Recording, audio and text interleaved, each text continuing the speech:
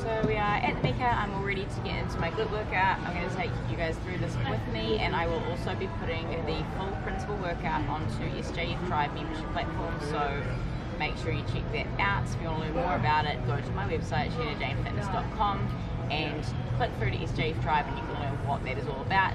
It's a platform that hosts exclusive content for members only, lots of workouts, and adding content to that every single week. So I'm going to whip up these BCAs, my OG favourite, Watermelon Blast, Amino Last, and let's get in there. I've got my new hip thrust pad. I'm going to do some heavy thrusters, and I'll take you guys through some important technique cues for that as well. And of course, in the principal workout will be all of the technique as well as sets and reps, recommended weight, anything specific in the exercises that's really important for you to focus on to make sure that you're getting the best out of it. So, let's do this thing.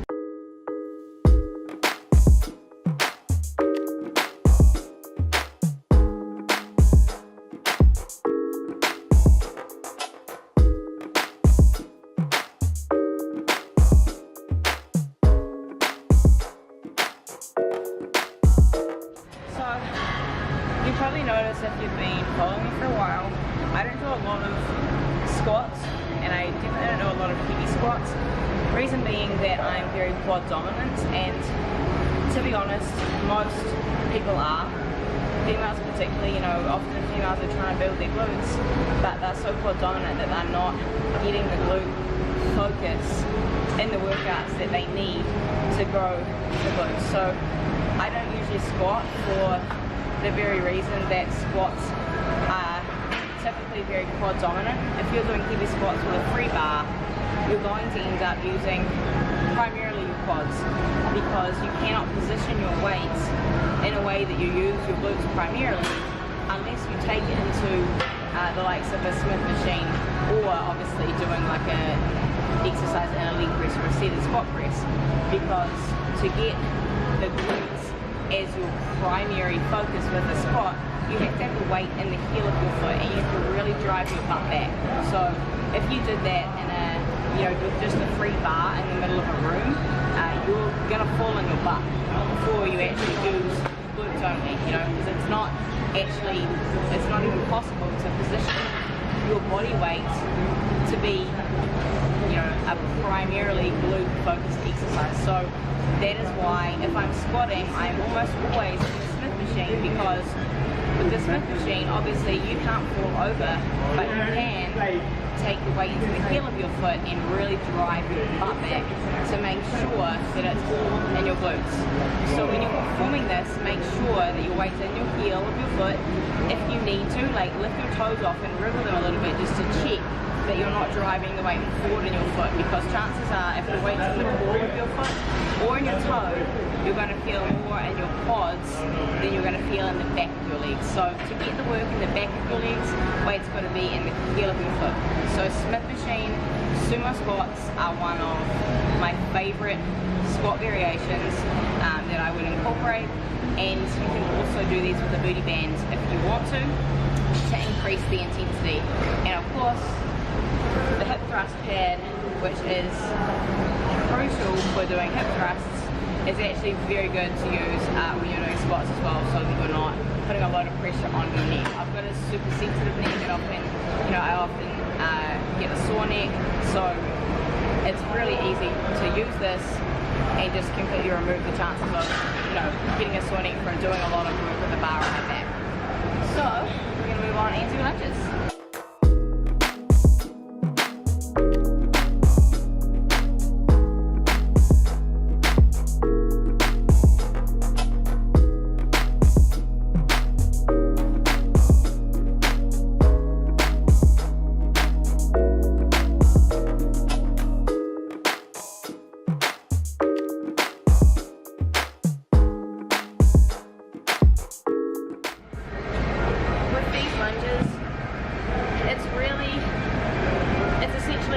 Squat and a Smith machine. So call them Smith machine lunges with a glute focus, but it's not really a lunge, because a lunge has your weight like evenly spread between your front and back feet. You know, in a lunge you should have your weight planted dead in the middle and your arms straight down, straight up. Whereas here, what I'm actually doing is I'm creating a glute isolated exercise by taking my front foot quite far forward, keeping the weight 100% in the heel of my foot, and you'll see that I actually let my back heel lift. So essentially what I'm doing is I'm trying to keep as minimal weight as possible in the back foot.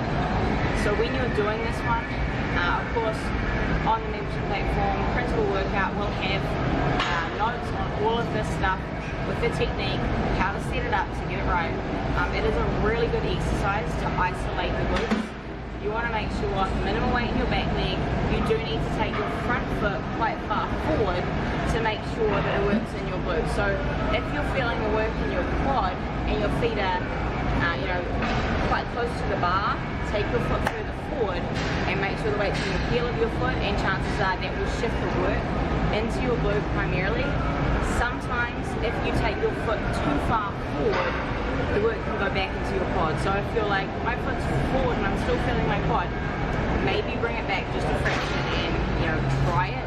It's hard to, you know, there's no exact kind of measurement from the bar that's the right spot, because it depends how long your legs are as to how far forward is far enough forward to perform the exercise properly. So obviously if you're a shorty like me, you're not going to have to take your foot as far forward. If you've got lovely long elegant legs, your further forward is going to be further forward. So just make sure when you take the foot forward, you can plant the weight solely in your heel of your foot to feel the work all in that working side glutes.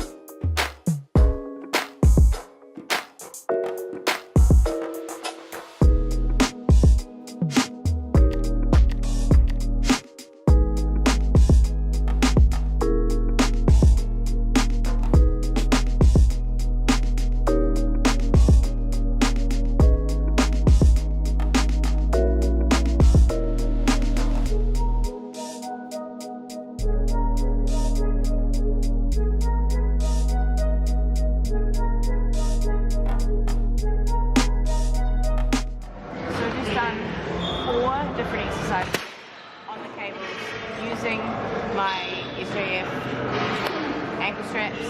So these are all slightly different, they're all a slightly different glute focus. The first exercise, glute kickbacks, you will see these performed a lot of different ways. You'll often see people performing them with their body tipped quite far forward and taking their leg quite high. You'll often see people doing these with their body tipped forward and taking your leg quite high. What I'm doing is a very isolated movement. So the actual range of movement is tiny. So when I'm taking my leg back, I'm leading with my heel. It is literally a tiny movement. As soon as your back starts to go, you've gone further than the actual range of what your glute can do, and then it becomes, you know, you're moving through your spine. So to keep this one all in the glute, it should be a small movement, but you should feel it very isolated in your glute. You will also feel all of these exercises actually in the supporting side as well. So the leg you're standing on as well as the one that's moving, you're going to feel it in both, because the leg you're standing on, which is your supporting leg, that's working as a stabilizer throughout all of these movements, because you're moving your body around, or you're moving your leg around, and you've got to use your core and that other leg to keep yourself still. The second exercise, the cable plie squat, this is actually one that I sort of created. It's obviously a squat motion, but it's also an abduction motion. So you are literally stepping out into a squat, coming down, and then really controlling on the way back. So what you're doing is you're really using the glute medius, so the outside of your butt, to take your leg out, and then you're controlling down into the squat. Obviously you're using your legs to perform the squat, and then on the way back, again, you need to really go slow and control it, so that you're using the muscles to control the movement back. Why are these people so loud? I'm trying to talk. Okay, the next exercise is the roundhouse kickback. This is a really tough one. You want to set the cable up at almost hip height, so slightly below your hip, and what you want to aim to do is keep your knee and your foot in line as you extend. So you're going to extend back. This is going to absolutely annihilate your glute medius on the side of your butt. But as you come back in, try to keep your knee and your foot in line like this. So you're coming right to the side. So it's kind of, it'll feel awkward if you're doing this for the first time. If you used to be a ballerina like me, it probably feels very natural. I created this exercise and the last one actually from dancing movements that I've grown up with, that I know are felt in a certain area of the glute. So what you do when you hit the muscle from all of these different angles is you create a three-dimensional look to your muscle and to your physique. So it's the same as, you know, when you're training shoulders, you're going to hit the side and the front, and you're going to target specific areas. It's very much the same with glutes.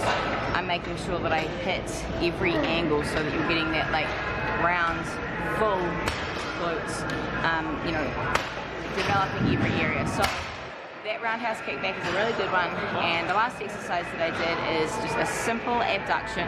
If you do not have an abductor machine in your gym, this is the best, you know, option to do a simple abduction movement. There are obviously a lot of other things you can do, like for example adding in a booty band to almost any movement creates an abduction out of it, because you add that booty band and you add another dimension to the movement. So you know, it's very, you can perform an abducting movement in many different ways. This is a very simple one. It's really important that you keep your supporting knee just a little bit soft. So that goes for all of these exercises on here. Your legs that you're standing on, try not to lock your knee completely straight. Try to just keep the joint unlocked, and that way you're going to keep the work in the muscle. So your butt on the supporting side is going to be working to stabilize you, as are your legs. Whereas if you lock out your knee, it's more tempting to kind of end up kind of swinging around with your legs. So keeping the knee soft and keeping your leg and glute muscles engaged on your supporting side, as well as your core, is going to allow you to perform it better and get more isolation in the working leg. So I am going to be finishing off this workout with heavy hip thrusts, and then burnout exercise of a single leg hip thrust, which you obviously have to do very, very light. I am performing these on a Smith machine. You can perform these with just a bar, like in a squat rack or a free bar. I do like using the Smith machine because all you have to do is load the weight on and worry about driving your hips up. You don't have to worry about the direction that the bar's moving in or anything like that. You can literally plant your heels into the floor, drive the weight through your heel and drive your hips upward, really squeezing and contracting your glutes, which is of course the whole idea with this one. So a really strong contraction, drive up to the top, squeeze your glutes as tight as you can, really contract and hold, and then control on the way down. Make sure that it's not like it's not a momentum kind of movement that's really fast. You want to drive up, really squeeze, and then really control on the way down. And of course, having your hip thrust pad is major key for this one. These are incredibly uncomfortable if you do not have one of these. This is my very own one. SHEENA.FIT is where you can buy my new accessories. So the ankle straps you just saw me using, hip thrust pads, which of course is great for squats as well, and lots of other goodies on there as well. Foam rollers, booty bands, all that good stuff. So, let's finish this one off.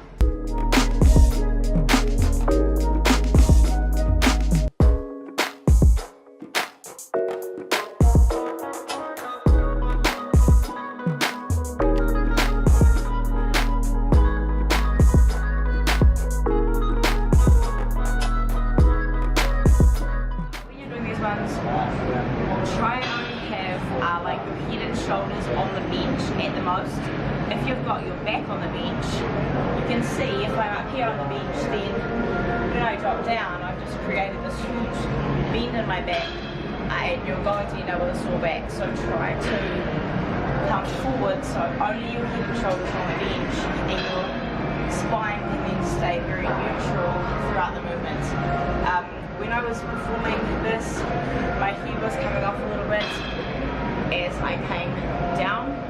It's not, that's not a major. Just make sure you don't have a lot of tension through your neck. With your hip thrust, you can afford to go really heavy.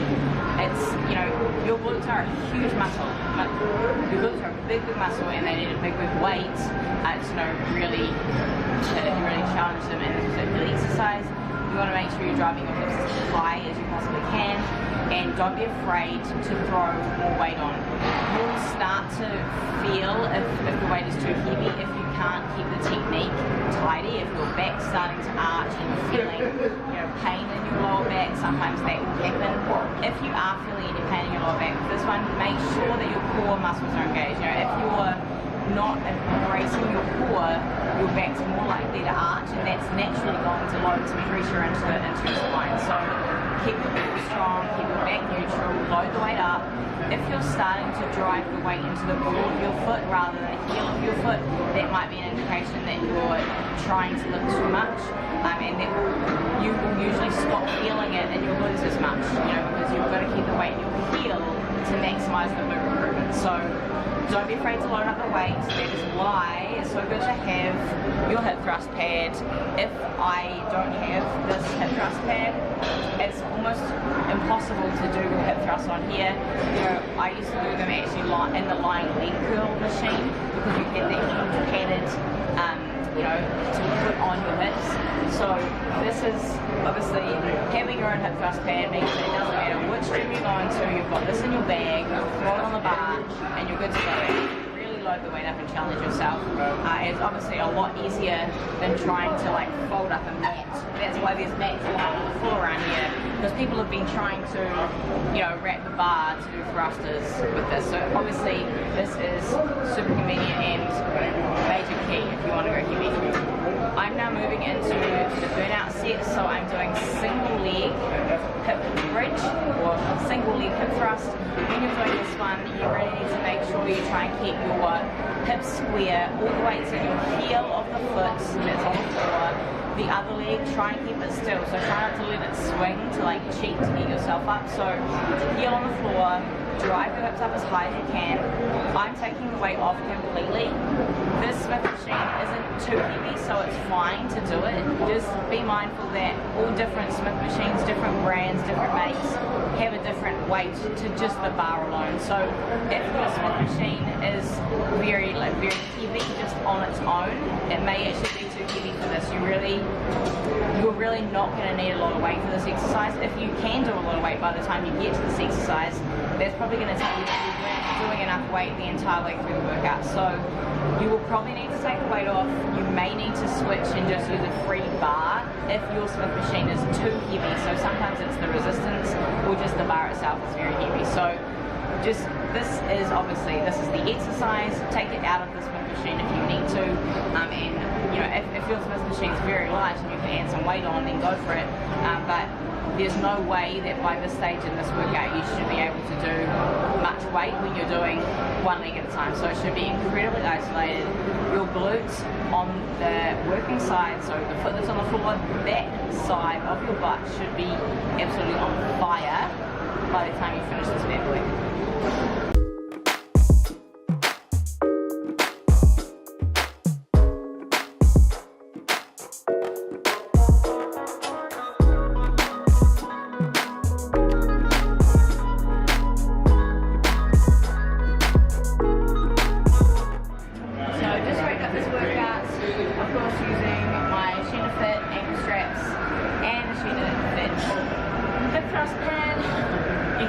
out on www.SHEENA.FIT. I can't forget that one. So obviously you've seen the way that I use these. There are obviously so many uses for these as well as the booty bands. You'll find so many workouts that I've done in the past and moving forward incorporating all of these products. So if you've got any questions on the products themselves or how to use them or technique, do remember that all of these workouts that I'm uploading to my membership platform, you literally can print out the whole workout and it will have all of the technique, all of the notes that you could possibly need. Of course, if you do have questions, I have the Facebook group for my membership platform, so you can ask me anything in there. But yeah, any questions, feel free to comment on my YouTube, or you can send me an email. You can also reach out to me via SHEENA.FIT as well. I am going to finish off these BCAs, get that recovery happening, ASAP, and I'm going to do a little bit of cardio, and we are out. This is episode 8, and I hope you enjoyed it, and I hope you